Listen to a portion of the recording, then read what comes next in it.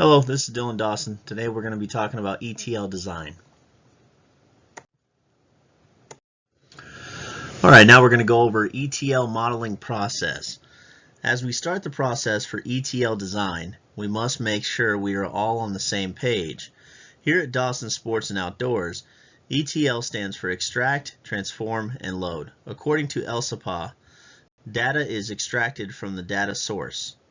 Once the extraction is done, the data is propagated to the data staging area, DSA, which is the temporary storage between the data resources and data warehouse, DW. The DSA is where the data is transformed before it can be loaded into the DW. The picture below is a good example of what the framework of an ETL looks like.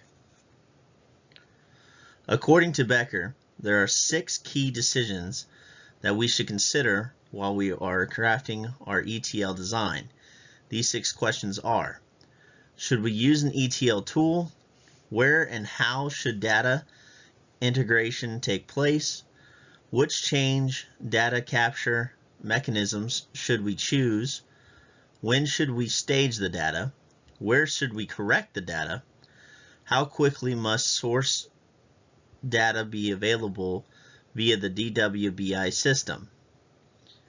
Becker, with these questions in mind, we can begin to make an ETL design that will be great for our company.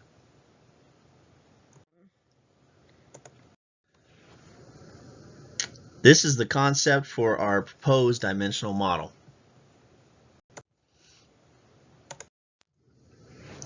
Alright, now we're going to talk about modeling tool and data profiling tool. ER Studio has data modeling tools, data dictionary tools, reverse engineering tools, business glossary tools, data profiling tools, and data design tools, etc. It is my preferred choice, but if anyone else here wants to go in a different direction, feel free to speak up and we can take a vote. Now we're going to talk about database storage. There are many options for us to choose from. I suggest our company move to the RDBMS since our company is growing and changing. RDBMS is about centralization. The server owns and guards the data, ensuring its consistency, Robinson said.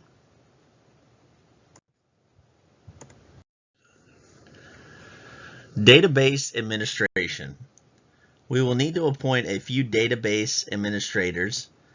Database administrators solve problems in databases by writing software scripts, testing database functionality, and help to keep the company data clean and secure.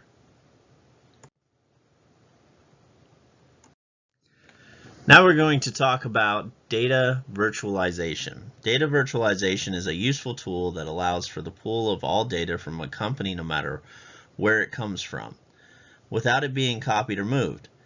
Even if something is changed in the data, the change shows up immediately with data virtualization. According to Dennis, if we choose to use data virtualization, it can help us to save up to 40% on data integration process.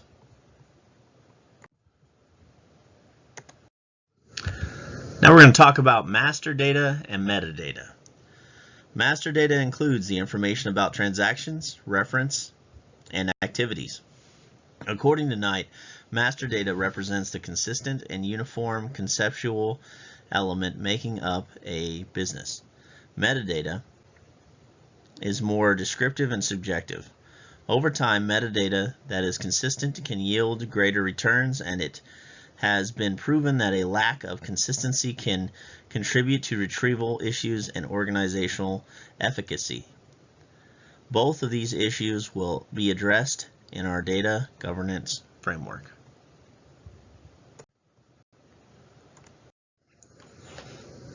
Now we're going to talk about data governance. Data governance is a multifaceted. It encompasses everything from management to sales to production and can affect a company greatly one way or another. According to Data Governance Institute, It is a practical and actionable framework to help a variety of data stakeholders across any organization identify and meet their information needs. Having good data governance practices can go a long way for a business.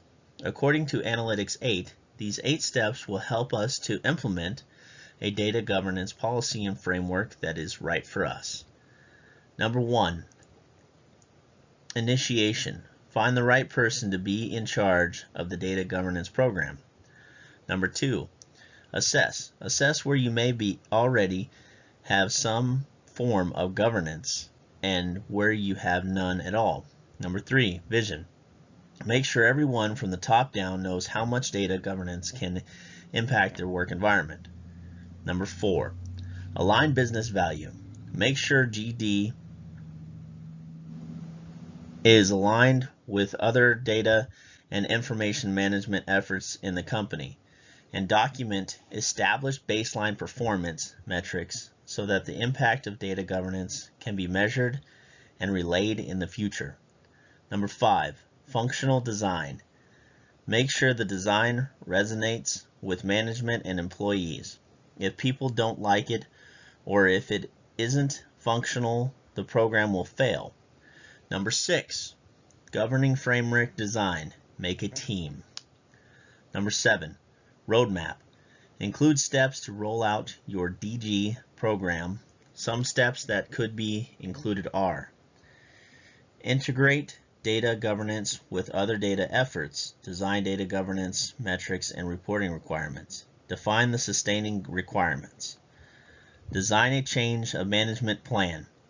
Define the operational rollout of the program. Roll out and sustain. The team you put together and the plans that everyone comes up with should be rolled out. Then, as time goes on, should be scrutinized for effectiveness.